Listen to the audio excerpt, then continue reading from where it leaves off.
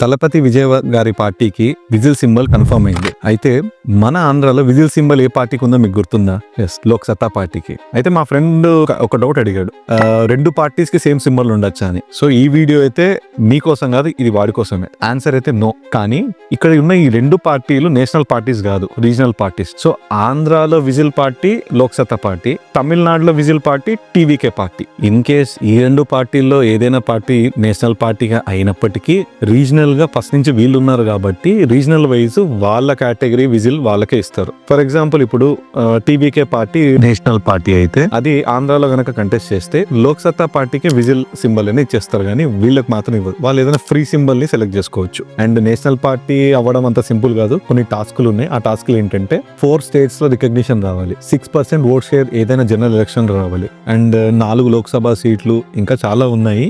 మరి ఇప్పుడు వచ్చే అప్కమింగ్ తమిళనాడు ఎలక్షన్స్ లో ఈ విజిల్ ఎంత సౌండ్ చేస్తుందో వినాలి, చూడాలి.